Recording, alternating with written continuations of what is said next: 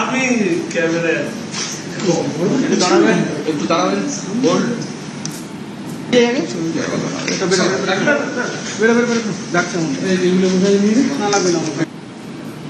সরাসরি দেখছেন রাজ্যসভার ভোটে মনোনয়ন দিচ্ছেন তিনজন বিজেপি প্রার্থী। অত্যন্ত গুরুত্বপূর্ণ এই তিন প্রার্থী শুভেন্দু শেখর রায়, সুস্মিতা দেব এবং প্রকাশজিৎ বড়াই, যারা ঠিক এক মাস আগে রাজ্যসভারই সাংসদ ছিলেন, তবে ছিলেন তৃণমূল সাংসদ। সেখান থেকে তারা ইস্তফা দিয়েছেন। গত সপ্তাহে তারা যোগ দিয়েছেন ভারতীয় জনতা পার্টিতে এবং আজ তারা নতুন করে আবার রাজ্যসভার ভোটের জন্য মনোনয়ন জমা দিচ্ছেন। আবির, খুব তাৎপর্যপূর্ণভাবে যে তিনটে সিট থেকে তারা রিজাইন করেছিলেন, যে তিনটে সিট তাদের জন্য খালি হয়ে গিয়েছিল, সেই তিনটে সিটেই ঠিক এক মাস পরে তারা আবার মনোনয়ন দিচ্ছেন।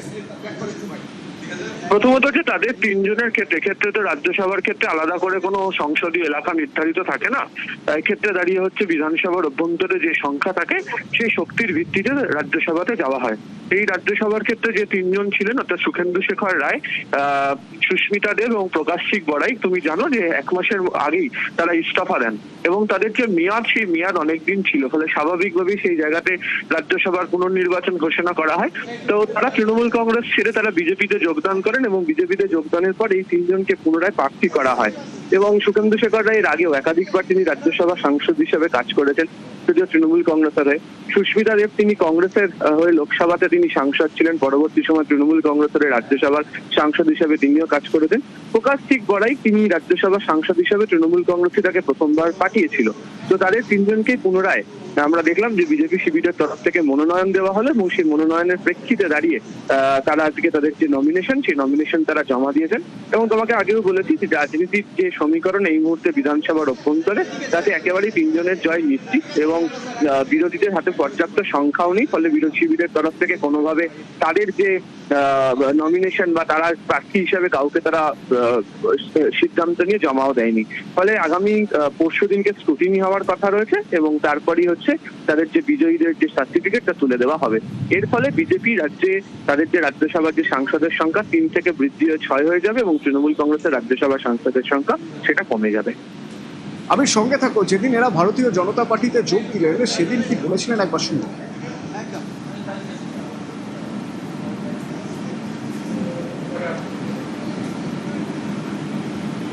4 ঘন্টার তৃণমূলের জন্য দরজা বন্ধ।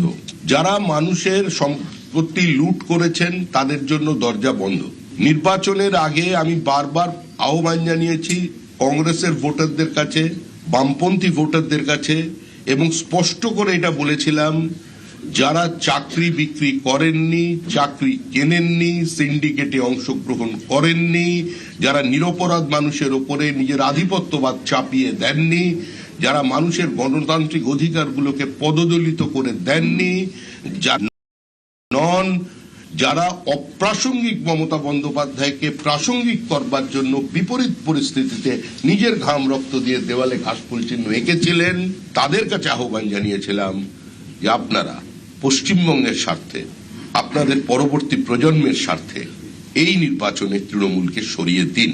প্রত্যেকেরই একটা অতীত আছে, সাধুরও একটা অতীত থাকে। এই মুহূর্তে সুখেন্দু শেখর রায়, সুস্মিতা দেব, প্রকাশজিৎ বড়াইকের একমাত্র পরিচয় তারা বিজেপি কর্মী। আমার খুব দুঃখ হয়েছে, কারণ আমরা ছোটবেলা থেকে দিদিকে সুতির শাড়ির হাওয়াই চপ্পলে দেখেছি। You know my background. কিন্তু আমি এই ধরনের কারাপশন যে হতে পারে এটা আমি বেঙ্গলে এসে কাছের থেকে দেখেছি। It is unbelievable. আমার যে ব্যাকগ্রাউন্ড, আমরা রাজনীতিতে দেশ সেবার জন্য এসেছি। আজকে যদি আমি রাজনীতি ছেড়েও দিই, I have no problem, I can put food on my table. But I'm sorry to say the kind of corruption at the grassroots level.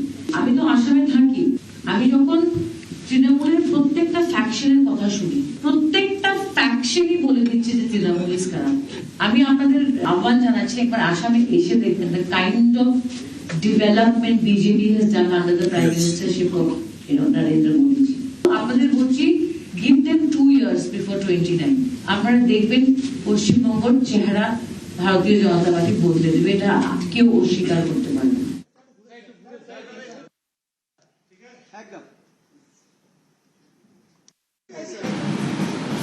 আরে বলবো কি, আমার তো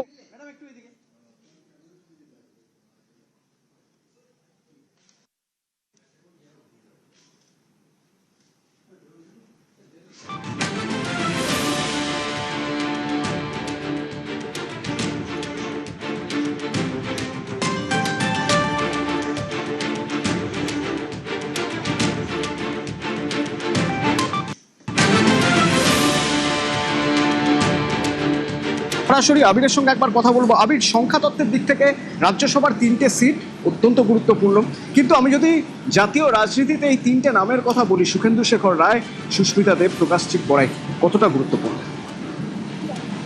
দেখো, অবশ্যই সংখ্যাতত্ত্বের দিক থেকে গুরুত্বপূর্ণ, নামের দিক থেকে গুরুত্বপূর্ণ থাকার থেকে, তার কারণ দিক থেকে গুরুত্বপূর্ণ থাকার থেকেও তার কারণ হচ্ছে যে এই তিনজনের ক্ষেত্রে যেটা দেখতে পাওয়া গিয়েছে যে এই তিনজনের মধ্যে সুখেন্দু শেখর রায় তিনি তার বর্ষিয়ান সাংসদ হিসাবে বহুদিন ধরে তিনি কাজ করেছেন এবং তার জাতীয় ক্ষেত্রে তার পরিচিতি অনেকটা বেশি, এবং সুস্মিতা দেবেরও যে পরিচয় সে পরিচয়ও দীর্ঘদিন ধরে রয়েছে। তিনি এর আগে একদিকে লোকসভা সাংসদ হিসাবে কাজ করেছেন, রাজ্যসভার সাংসদ হিসেবেও তিনি দীর্ঘ সময় ধরে তাকে তৃণমূল কংগ্রেসের তরফ থেকে দেখতে পাওয়া গিয়েছে এবং উত্তর পূর্ব ভারতের রাজনীতির ক্ষেত্রেও তিনি অত্যন্ত পরিচিত হয়েছেন।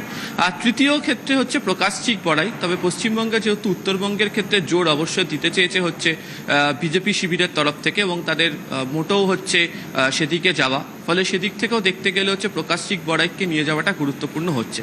তবে এক্ষেত্রে দাঁড়িয়ে এনডিএ শিবিরের ক্ষেত্রে যেহেতু সংখ্যা অত্যাধিক গুরুত্ব পাবে, প্রাধান্য পাবে, ফলে সেক্ষেত্রে দাঁড়িয়ে পশ্চিমবঙ্গ থেকে 3জন সাংসদকে বিজেপি শিবিরের দিকে পাওয়াটা ভীষণ রকমভাবে তাৎপর্যপূর্ণ হচ্ছে। ধন্যবাদ।